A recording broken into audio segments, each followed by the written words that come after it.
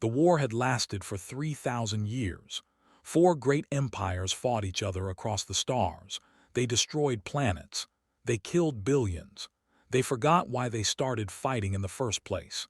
The Dominion, the Collective, the Hegemony, and the Coalition had carved the galaxy into pieces.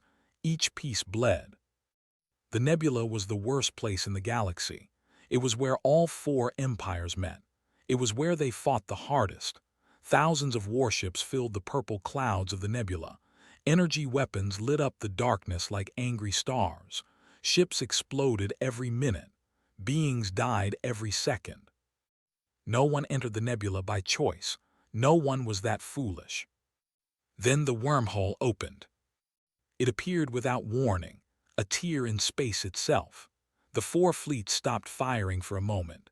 They all turned their sensors toward the anomaly. Wormholes were rare.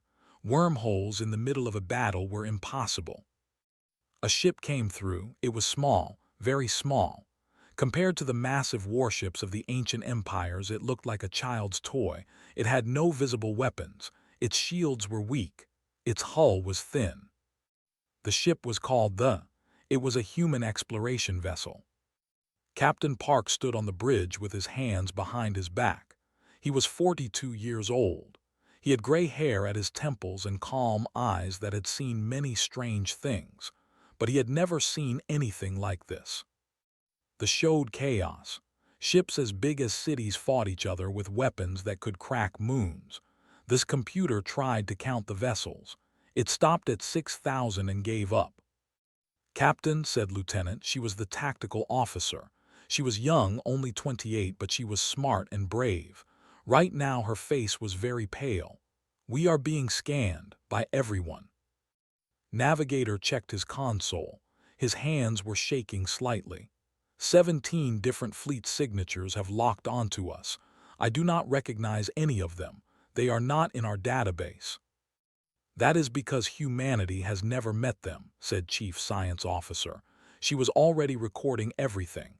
Her scientific mind was excited even though her survival instinct was screaming. "These species are unknown to us. Their technology is incredible." Communications Officer Shin turned around. "Captain, what do we do? The wormhole has collapsed behind us. We cannot go back." Looked at his crew, 47 people, scientists, engineers, doctors, and a small security team. They had left Earth 8 months ago to explore a distant star system. A freak accident had thrown them into an unstable wormhole. Now they were here, wherever here was. "How long until they can reach us?" asked. "The closest ships are 12 minutes away," answered. "But their weapons can hit us right now if they want." "Why have they not fired?" Studied her screens. "I think they are confused. They are trying to figure out what we are. Our ship does not match anything they know." Nodded slowly. That made sense. Humanity had only discovered faster-than-light travel 80 years ago. They were bobbies in space. These empires had clearly existed for thousands of years. To them, humans were completely unknown. "Open a channel," ordered, "all frequencies." Hesitated. "Sir, we do not speak their languages. We do not know how they communicate." Broadcast in mathematical prime sequences first, then basic physics constants, the speed of light, the structure of hydrogen, universal things. If they are intelligent enough to build those ships, they will understand that we are trying to talk. Took a deep breath and began the broadcast. Simple numbers, simple science, the universal language of any advanced species. Across the nebula, thousands of ships received the message. On 4 different flagship bridges, commanders watched with great interest. Admiral Iran of the Dominion leaned forward in his command chair. He was tall and thin, with golden skin and eyes that glowed like small suns. His people had ruled 1,000 worlds for 6,000 years. He had personally commanded fleets for 3 centuries. He had never seen a ship like the. "What is it?" he demanded. "Unknown, Admiral," his science officer replied. "The vessel is extremely primitive. Its hull is made of basic alloys. Its engines are inefficient. Its shields would fail under a single strike from our smallest weapon. Then it is not a warship. No, Admiral, it appears to be an exploration vessel. It is broadcasting mathematical sequences, first contact protocols. Oran's eyes narrowed. In 3,000 years of war, no species had ever been foolish enough to wander into the... This was a place of death. Everyone in the galaxy knew that. Yet this tiny ship sat in the middle of it, sending friendly greetings. On the flagship, the processed the information differently. There were a hive mind. Billions of individuals shared one consciousness. Was that consciousness given form? It existed partly in the physical world and partly in the mental realm where all thoughts connected. It reached out toward the unknown ship. Its mental touch brushed against the primitive communication systems. It sensed the beings inside. Soft, warm, individual minds that were not connected, short-lived creatures who would die in less than a century, fragile bodies that could be broken so easily. Yet they were not afraid, or rather they were afraid, but they were acting anyway. Curious. Warlord of the hegemony laughed when he saw the tiny vessel. He was massive, nearly 3 meters tall, with skin like gray stone and 4 arms that could crush metal. His people were warriors. They respected only strength. "Look at this," he said to his officers. "A toy boat in a sea of monsters. Shall we destroy it for amusement?" "It would not even make good target practice," one officer replied. "A single shot would vaporize it completely." "Then we wait," decided. "Let us see what it does. It will be entertaining to watch it try to survive." High Priestess of the Coalition said nothing at first. She was 900 years old. Her blue skin was lined with age, and her silver eyes had seen the rise and fall of civilizations. They believed in fate and destiny. They believed that the universe sent signs to those wise enough to read them. A ship appearing from nowhere in the middle of the most violent place in the galaxy. That was a sign. "Do not fire upon it," she commanded. "Watch, wait, learn." "Your Holiness," her admiral protested, "it could be a trap, a new weapon from our enemies." "Look at it," replied softly. "Does that look like a weapon to you? It looks like hope, and hope is the most dangerous thing in the universe." Back on the crew waited. Minutes passed. No one fired. The battle around them had actually paused. Thousands of ships hung in space, watching the strange newcomer. "They are responding," said suddenly. "All 4 fleets. They are sending communication requests." "Can we understand them?" "Worked quickly. Their transmission includes translation matrices. They want us to understand them. Give me a moment. Yes, I can establish basic communication." Straightened his uniform, he looked at his crew. They were scared. They had every right to be. But they were also professionals. They trusted him. "Put them through," he said. "Let us introduce ourselves." The split into 4 sections. 4 faces appeared. A golden-skinned being with glowing eyes. A strange form that seemed to shift and flow. A massive gray giant with 4 arms. An elderly blue figure with silver eyes. "I am Captain Park of the Earth vessel," he said clearly. "We come in peace. We mean no harm to anyone." The Golden One spoke first. "You have entered a war zone, Captain. Peace does not exist here. It has not existed here for 3,000 years." Looked at the destruction around them, the floating debris, the burning ships, the bodies drifting in space. "Then perhaps," he said quietly, "it is time for that to change." The 4 commanders stared at him. This tiny creature, this representative of a species they had never heard of, had just suggested ending a war that had lasted longer than most civilizations existed. It was absurd, it was impossible, it was insulting. And yet none of them laughed. The silence lasted for a long time. Captain stood still on his bridge. The 4 alien faces watched him from around the thousands of warships waited. The battle had stopped completely now. Every eye, every sensor, every weapon was focused on the small human vessel. Admiral Aran spoke first. His voice was cold and sharp like a blade.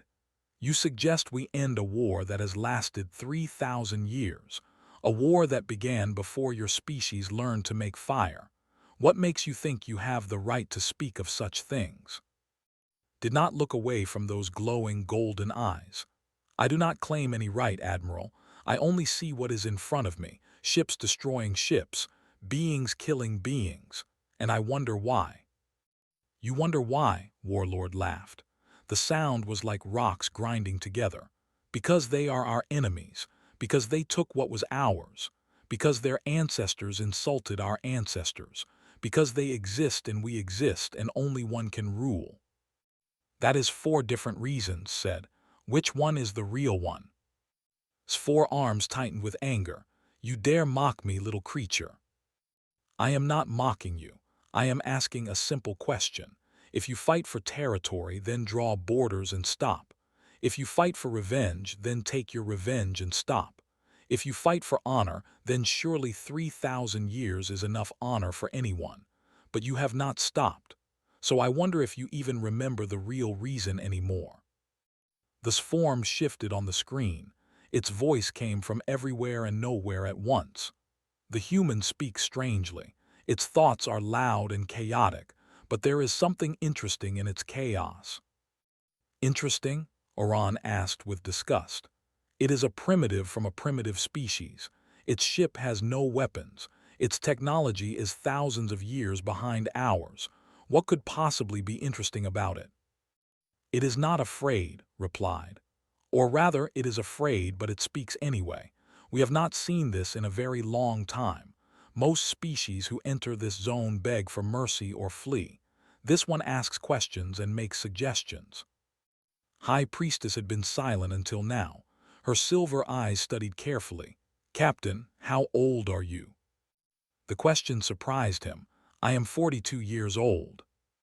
And how long do humans live? About 80 to 100 years, if we are lucky. Nodded slowly. I have lived 900 years. Admiral Aran has lived for 400. That has existed for 2,000. Warlord is young by our standards, only 200 years old. We have time. Endless time, perhaps too much time. What is your point, Priestess? Demanded. My point is that this human will be dead before a single campaign of our war ends. His entire life is a blink of an eye to us. Yet he stands there and tells us that we should change. Because to him, every moment matters. He cannot afford to waste centuries on hatred. Felt something shift in the conversation. The priestess understood something the others did not, or maybe she remembered something the others had forgotten.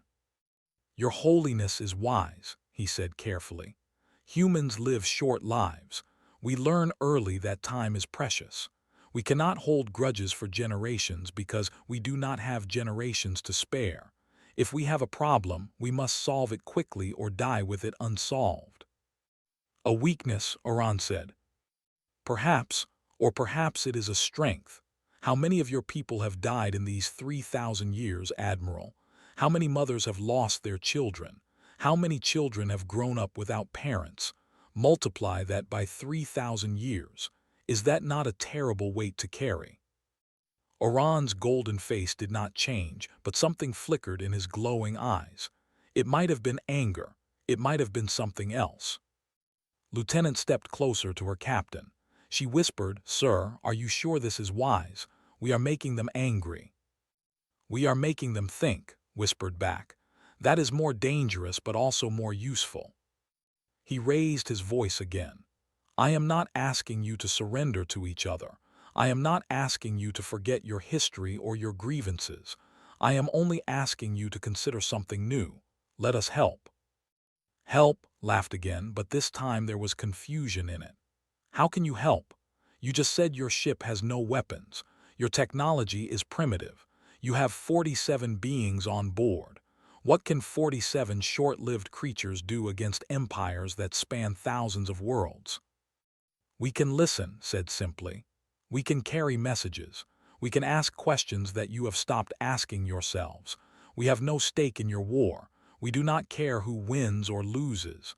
We only care that the killing stops." "Impossible," Oran said flatly. "You would have to be trusted by all sides. No species has ever achieved that. Every mediator in history has been accused of favoring one side or another. That is because every mediator in history has been from your galaxy. They had relationships, they had histories, they had reasons to choose sides." Spread his hands. "We have nothing. We know nothing about your cultures, your religions, your politics. We are perfectly ignorant, and sometimes perfect ignorance is the same as perfect neutrality." Chief Science Officer had been monitoring the alien communications. She approached with her data pad. "Captain, I am detecting a lot of secondary traffic. The fleets are talking to each other, not officially. Their crews are discussing us." "What are they saying?" "Mostly confusion. Some think we are insane. Some think we are spies, but some," she hesitated, "some are asking if maybe we have a point." Felt a small spark of hope. It was not much. It was like a single candle in a dark room, but it was there. "I propose a meeting," he said to the 4 leaders. "In person, on neutral ground. No weapons, no guards, just representatives from each empire and my crew. We can talk properly. We can see each other's faces. We can try to understand each other." "Absurd," Oran said. "Why would I meet with my enemies?" "Because you have been shooting at them for 3,000 years and it has not worked," replied. "Maybe talking is worth trying." Form pulsed with colors. "The human makes a logical point. Our war has not produced a winner. Perhaps a different approach deserves consideration." "The consider meeting with enemies," sounded shocked. "The hive mind that has consumed 100 worlds wants to talk." "The want to survive," replied coldly. As do the, we have been slowly killing each other for. At this rate, none of us will exist in another 1,000 years. Is pride worth extinction?" Silence fell again. The 4 leaders considered the question. It was not a new question. They had all thought about it before, in private moments, in dark nights, but no one had ever said it out loud. No one had ever admitted that the war might end not in victory but in mutual destruction. High Priestess made her decision first. "I will attend this meeting. The coalition will send representatives." Growled deep in his throat, but he was a warrior, and warriors respected courage. This tiny human captain had shown more courage than most beings he had ever met. "The hegemony will attend, if only to see what madness the humans propose." Spoke for the hive mind. "The collective will attend. We are curious." All eyes turned to Iran. The admiral was the most powerful person in the room. His decision would determine everything. He stared at for a long time, then he spoke slowly. "You are either the bravest being I have ever met or the most foolish. Perhaps both. Very well. The Dominion will attend this meeting. But if this is a trick human, your entire species will pay the price." "It is not a trick," said. "It is a chance. The first chance in 3,000 years." The went dark as the 4 leaders ended the communication. Around the warships slowly began to move apart. The battle would not resume. Not yet. Not while this strange new thing was happening. Let out a breath she had been holding. "Captain, did we just arrange a peace summit between 4 empires that have been at war for 3,000 years?" Sat down in his command chair. His legs were shaking slightly. The adrenaline was fatting now, and the reality of what he had done was setting in. "I think we did, Lieutenant. I think we did." "What happens now?" "Now we prepare. We have one chance to make this work, one chance to show them that peace is possible if we fail." He did not finish the sentence. He did not need to. Engineer spoke up from his station. "Captain, I have been analyzing their ships, their weapons, their technology." He paused. "If this goes wrong, they could destroy Earth in less than a week. Any one of them. We are not just risking our lives. We are risking our entire species." Nodded. He had known this from the moment he saw those first warships. But he also knew something else. Something that humans had learned through their long and bloody history. Sometimes the biggest risk was not taking any risk at all. Sometimes you had to bet everything on a single chance. Sometimes you had to believe that enemies could become friends. "We will not fail," he said quietly. "We cannot afford to fail." The meeting place was an old asteroid. It floated in empty space between the four empires, far from any star or planet. Long ago, someone had built a station inside it. No one remembered who. The station had been abandoned for centuries. Now it would serve a new purpose. Captain arrived with only 3 companions. Lieutenant came as his tactical advisor. Doctor came as the ship's, someone who could help them understand the alien species. Sergeant O came as security, though her small pistol would be useless against any creature they might face. The station's main hall was large and cold. 4 delegations waited inside. They stood tall and proud in golden armor. They moved like living shadows, their forms constantly shifting. There were giants of gray stone, each one carrying enough muscle to crush a vehicle. There were smaller, blue-skinned and silver-eyed, dressed in flowing robes. Walked into the center of the room. He felt very small, very fragile, very human. "Thank you all for coming," he said. His voice echoed in the vast space. "This is a historic moment. 4 empires that have been at war for 3 meeting in peace." Warlord crossed his 4 arms. "We have not agreed to peace, human. We have agreed to listen. That is all." "That is enough for now," replied. "Listening is where peace begins." Admiral Iran stepped forward. His golden eyes swept over the human delegation with clear contempt. "You promised us something new. You said you could help. Show us. Convince us that you are not wasting our time." Took a deep breath. He had spent 3 days preparing for this moment. He had studied everything the computers could tell him about these species. He had talked with his crew for hours, gathering ideas, planning approaches. Now everything depended on the next few minutes. "Let me tell you a story," he said. "A true story from human history." "We did not come here for stories," growled. "Please, it is short, and it is important." High Priestess raised a blue hand. "Let him speak. We have waited 3,000 years. We can wait a few more minutes." Nodded gratefully. 200 years ago on Earth there were 2 nations called France and Germany. They were neighbors. They shared a border, and they hated each other with a hatred that burned for generations. He pulled out a small device and projected images into the air. Old photographs, black and white pictures of destruction. They fought a terrible war. Millions died. Cities were destroyed. Then, less than 30 years later, they fought again. This second war was even worse. The killing machines had become more efficient. More millions died. More cities burned. The alien delegates watched silently. War was something they understood very well. After the Second War, everyone expected the hatred to continue. Everyone expected more wars, more death, more revenge. It was what had always happened before. Changed the image. Now it showed 2 men shaking hands. But something different happened instead. The leaders of France and Germany decided to try something new. They decided to forgive. "Forgive," his voice rippled through the room. "What does this word mean exactly?" Doctor stepped forward. "It means choosing not to seek revenge.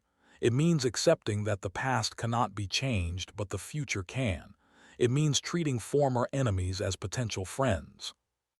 "Impossible," Iran said flatly. "Enemies are enemies. Trust, once broken, cannot be repaired." "The French and Germans would have agreed with you," said. "They had every reason to hate each other forever, but they chose differently. Within 1 generation, just 40 years, they had become close allies. They created shared institutions. They opened their borders. Today, a French person and a German person can travel freely between their countries. They work together. They marry each other. They have forgotten how to be enemies." Made a sound of disbelief. "1 generation. We have fought for 100 generations.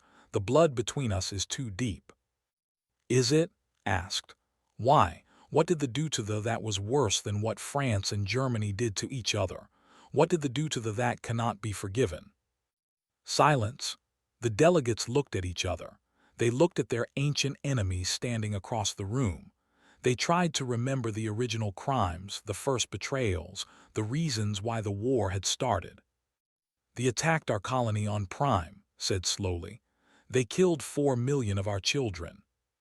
"They consumed the crew of our diplomatic vessel," Oran replied coldly. "They absorbed their minds and used their knowledge against us."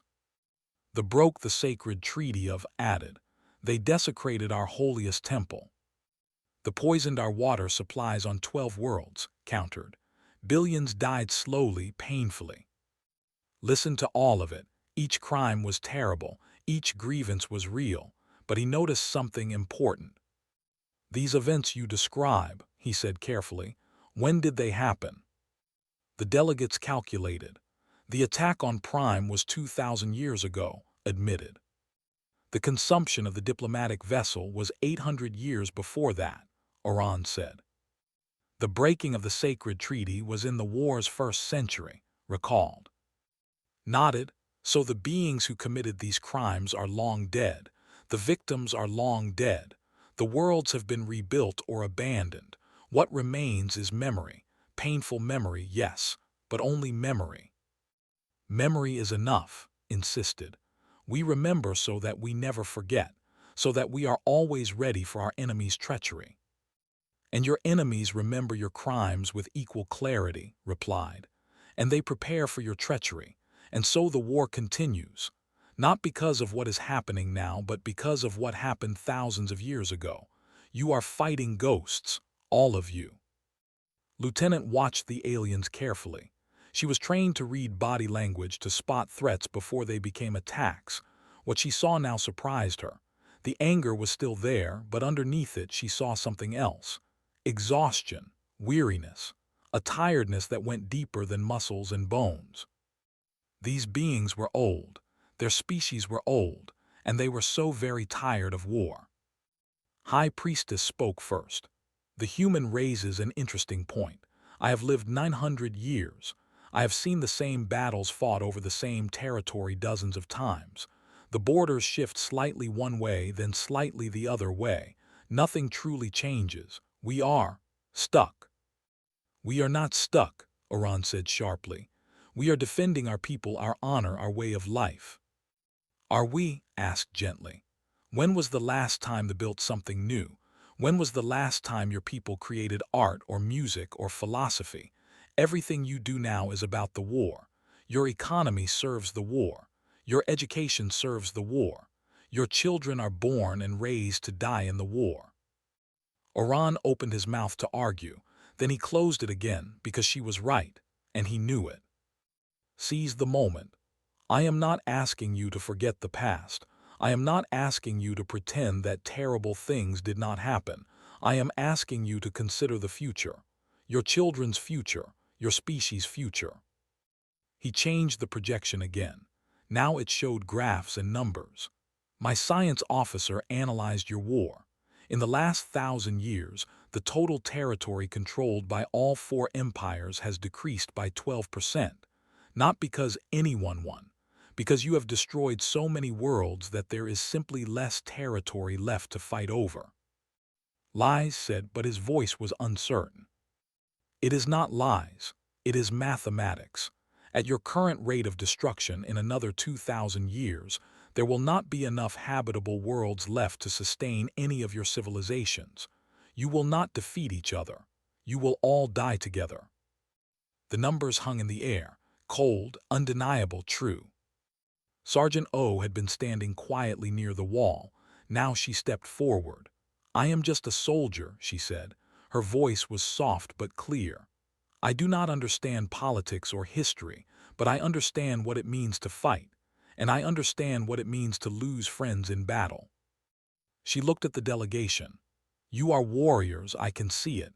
You respect strength and courage. Let me tell you what I think is the greatest courage, the courage to stop fighting. Anyone can pull a trigger. Anyone can throw a punch. But it takes real bravery to put down your weapon and extend your hand." Stared at this small human female. She barely reached his chest. Her weapon could not scratch his skin. yet she spoke to him as an equal, as a fellow warrior. "You are either very brave or very foolish," he said finally. "Humans are usually both," O replied with a small smile. Something cracked in the room, not a physical crack, an emotional one, made a sound that might have been a laugh. It was rusty and strange, as if he had not laughed in a very long time. "Very well, human captain," he said. "You have earned the right to continue speaking. What exactly do you propose we do?" Felt his heart beating faster. This was the moment. This was the chance. "I propose a truce, not permanent peace. Not yet, just a truce. Stop fighting for 1 year. Use that year to talk. Let us humans help carry messages between you. Let us be the neutral voice that none of you can be for each other." "And after 1 year?" Oran asked. "After 1 year, we see where we are. Maybe the truce continues. Maybe it becomes real peace.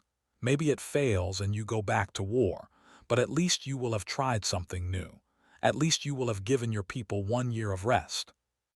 The four delegations looked at each other. 3,000 years of war, countless deaths, unimaginable destruction, and now a tiny human was asking them to stop. "We will consider it," said finally. "We will take this proposal back to our governments, our councils, our people. We make no promises, but we will consider it." It was not a yes, but it was not a no, and for the first time in 3,000 years that was enough. The truce was fragile. Everyone knew it. After 3,000 years of war, trust did not come easily. The four empires had agreed to stop fighting, but they had not agreed to stop watching. They had not agreed to stop testing. Admiral Oran tested the humans first. He arranged an accident. A strike wing of 12 fighters would engage a patrol near this position. It would look like a violation of the truce. It would look like the war was starting again. The humans would be caught in the middle. How they responded would reveal their true nature. Captain was in his quarters when the alarm sounded. He ran to the bridge, his boots echoing in the corridors. When he arrived, Lieutenant was already at her station. "Reports," he ordered. "Fighters have engaged a patrol," said quickly. "They are fighting less than 100 kilometers from our position. We are in the crossfire zone." They could see the battle. Energy weapons flashed in the darkness. Ships spun and dodged. It was chaos. "This cannot be a coincidence," Navigator said. "They started fighting exactly where we are. Someone planned this." "Someone wants to see what we do," agreed. He thought quickly. If he retreated, he would look like a coward. The aliens would lose respect for the humans. If he stayed still, he would be seen as passive and useless. If he joined the fighting, he would become a participant in the war instead of a mediator. There was only one option left. "Helm, take us between the two forces," he ordered. Stared at him. "Sir, we will be in the direct line of fire." "I know, do it." The moved forward. It was a small ship compared to the fighters around it. It had no weapons. Its shields were weak. A single stray shot could destroy it. "Communications, open a channel," said. "All frequencies. Broadcast the following message. The humans request an immediate ceasefire to recover wounded from both sides." Shin sent the message. For a moment nothing happened. The fighting continued. Weapons fire screamed past this hull. One shot came so close that the ship shook from the near miss. Then something changed. "Captain," said, her voice strange. "A vessel is venting atmosphere. They have been badly damaged, and there is a fighter spinning out of control. Both have injured aboard." Saw them on the screen. The ship was leaking gas into space. Beings were dying inside. The fighter was tumbling, its pilot probably unconscious or wounded. Sergeant O said, "Prepare a rescue team, we are going out there." O did not hesitate. "Yes, sir, how many should I take?" "Everyone who can fit in a suit. We are saving both crews." The bridge went silent. Engineer spoke first. "Captain, those are enemy soldiers. They were just trying to kill each other, and they might try to kill us." "Then we will die doing the right thing," replied simply. Get moving." The rescue operation was dangerous and chaotic. O led 12 crew members in EVA suits into the battle zone. They reached the vessel first. The hull was cracked. Inside, 6 drones were injured, their strange fluid bodies leaking vital substance. "I do not know how to help them," one of the crew members said nervously. "I do not know their biology." "Pick them up carefully," O ordered. "Get them to our medical bay. We will figure it out there." They carried the wounded back to the... Then they went for the fighter. The pilot was unconscious, golden blood flowing from a wound in his head. They cut open the damaged cockpit and pulled him free. Through all of this, the battle had stopped. The remaining fighters from both sides hung in space, watching. They could not believe what they were seeing. Humans, these tiny, fragile creatures, were risking their lives to save enemies. Not their enemies, each other's enemies. Doctor worked desperately in the medical bay. He had never treated a before. He had never treated a. His knowledge was from databases and theory, not practice. But he learned fast. "The need fluid replacement," he announced. "Their bodies are losing substance. We need to synthesize a compatible solution." "How?" his medical assistant asked. "Trial and error. Start with basic saline and add compounds until something works." For the treatment was different. Their physiology was closer to human in some ways. The pilot had a head wound and internal bleeding. Performed emergency surgery using techniques he had learned on Earth, adapted for an alien body. Medic stayed with each patient in turn. When the pilot woke up, she was there beside him. He looked at her with confusion and fear. "Where am I?" he demanded. "What have you done to me?" "You are on the human ship," said gently. "We rescued you. Your fighter was damaged. You were dying." "Why?" the pilot could not understand. "Why would you save me? I am your enemy." "You were hurt," replied with a small shrug. "We help people who are hurt. It is not complicated." But it was complicated. To the pilot, to his people, to all the ancient species watching, it was the most complicated thing in the universe. Admiral Iran received reports from his surviving fighters. They told him what had happened. The humans had flown into a battle without weapons. They had rescued wounded from both sides. They had risked their lives for beings they had never met, beings who might have killed them. "This was your test," his aide said. "What did it reveal?" Iran was silent for a long moment. "It revealed that we do not understand humans at all." The news spread quickly. The learned that humans had saved 6 of its drones. The heard that humans had performed surgery on an enemy. The learned that human medics had sat with dying beings, holding their appendages because no one should die alone. 17 beings survived who should have died. 6, 8, 3 humans who were injured during the rescue. All of them were alive because Captain had made an impossible choice. Warlord received the report in his command chamber. He read it 3 times. Then he called for his best assassin. Was a legend among the. He had killed presidents and generals, kings and emperors. He could infiltrate any location, bypass any security, eliminate any target. Gave him a simple mission: observe the humans, learn their secrets, and if they were a threat, eliminate their captain. Traveled to the in secret. He slipped aboard during a supply transfer.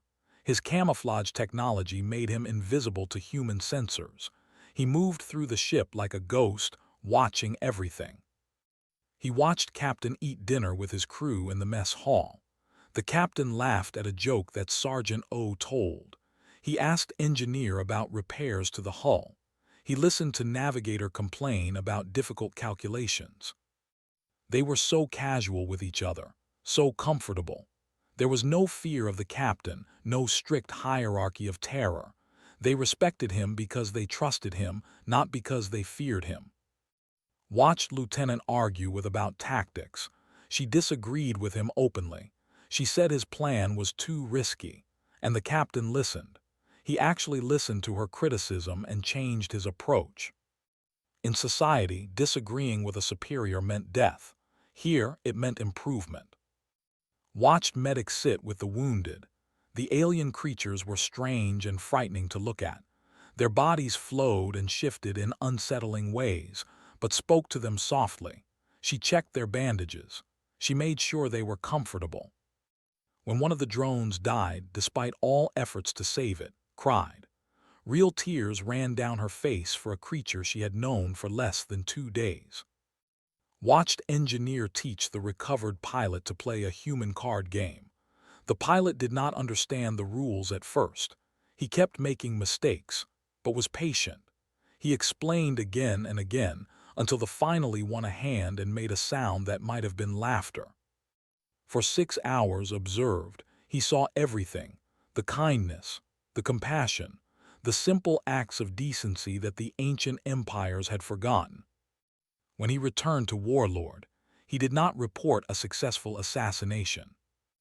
These humans are not a threat in the way we expected, said carefully. They have no weapons, no technology, no armies that could harm us, but they are dangerous in another way.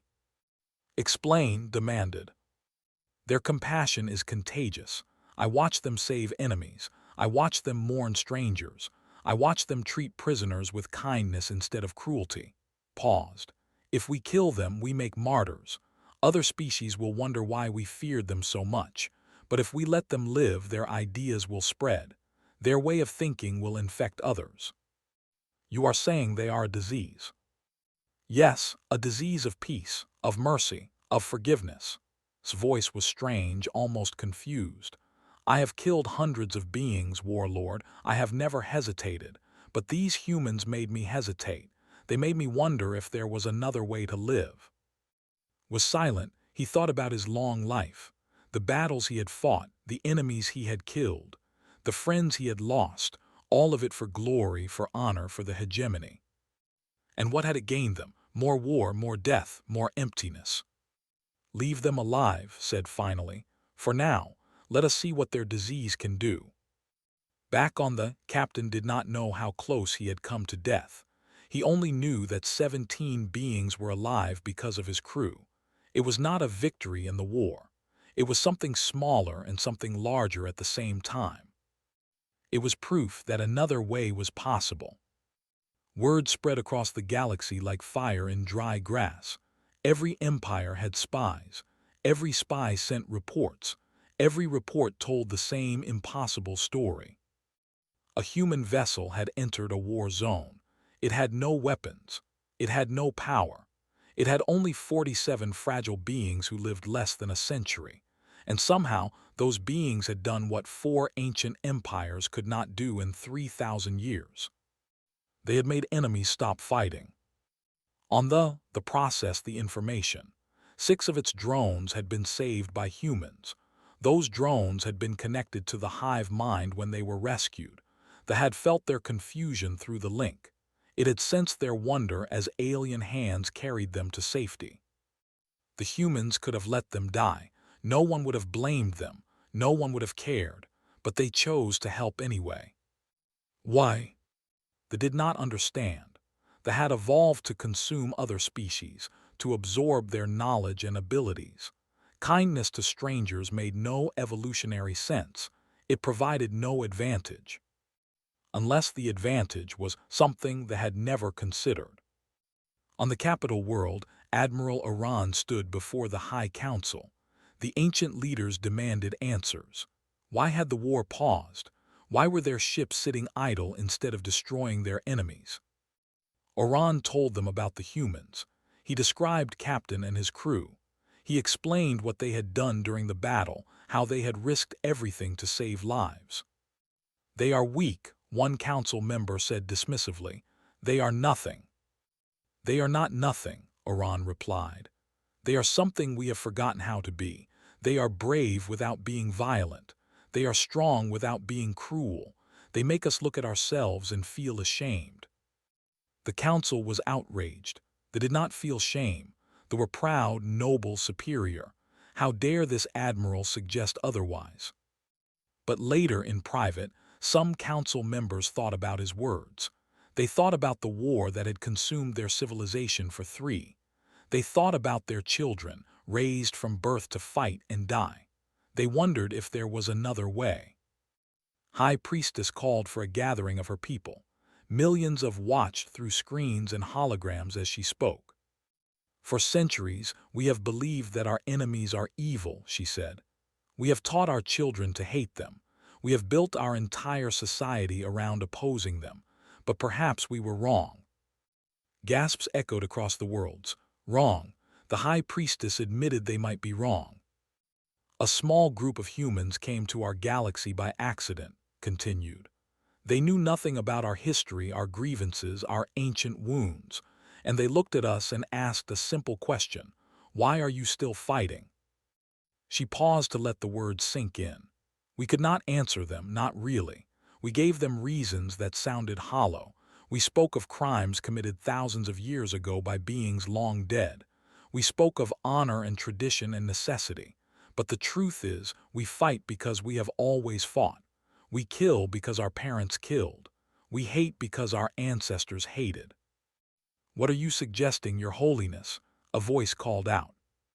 I am suggesting that the humans have shown us a mirror, and we do not like what we see. The reaction was mixed. Some were furious.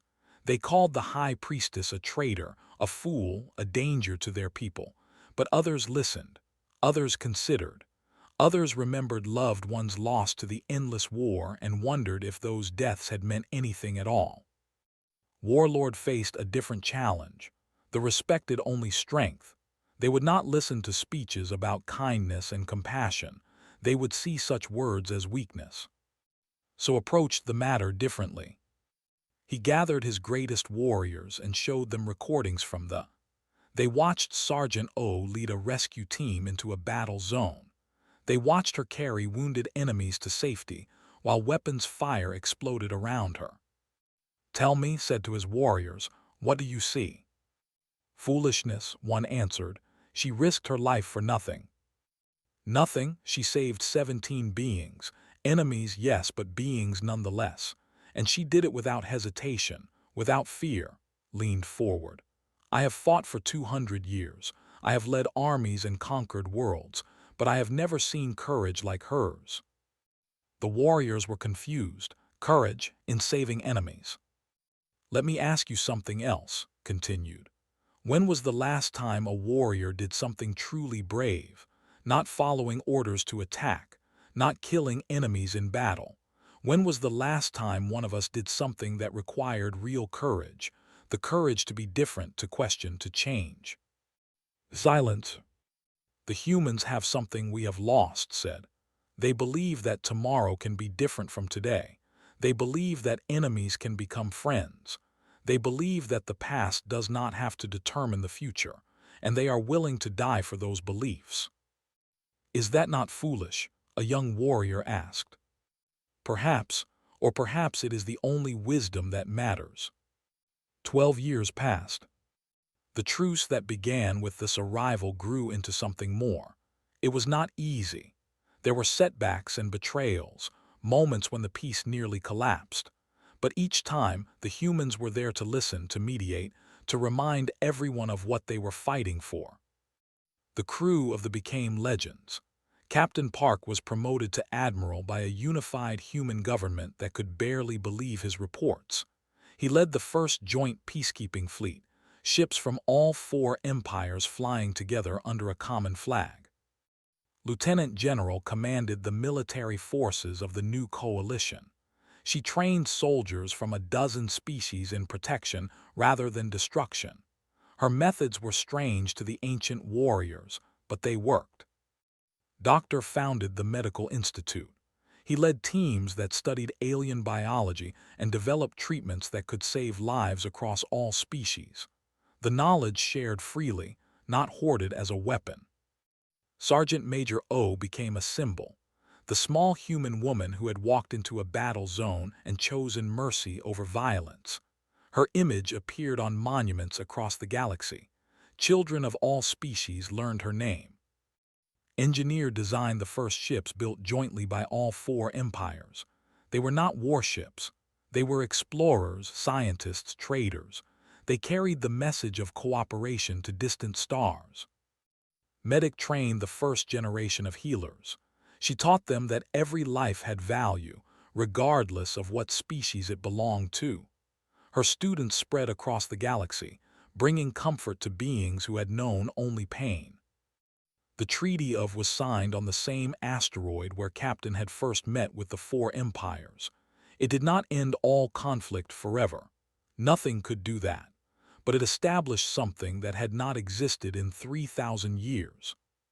A process, a way to talk instead of fight, a reason to believe that tomorrow could be better than today. Admiral stood at the signing ceremony. He was older now, gray hair covering his entire head. Behind him stood his crew, the humans who had stumbled into a war and somehow found a way out of it. High Priestess approached him after the ceremony. She was over 900 years old now, near the end of her long life, but her silver eyes were bright. "I never thanked you properly," she said, "for what you did, for what you started." Shook his head. "We did not start anything. We just reminded you that change was possible. You did the rest." "Perhaps," smiled, "but reminding us was the hardest part. We had forgotten that peace was an option. We had forgotten that enemies could become friends. We had forgotten that the universe was not just a battlefield." "Humans are good at remembering things that others forget," said. "Maybe because we do not live long enough to take anything for granted." A historian approached them later. He was writing a book about the peace process, documenting how the galaxy had changed in 12 short years. "How did you do it?" he asked Admiral. "How did a single ship, a single crew, change the course of history?" Thought about the question for a long moment. He remembered the fear he had felt when the first arrived in the war zone. He remembered the doubt, the uncertainty, the voices in his head telling him he was foolish. "We did not know we could not do it," he finally answered. "Humans are strange that way. We see something wrong and we try to fix it, even when everyone tells us it is impossible. We believe in things that do not make logical sense: love, hope, forgiveness. We believe that tomorrow can be different from today."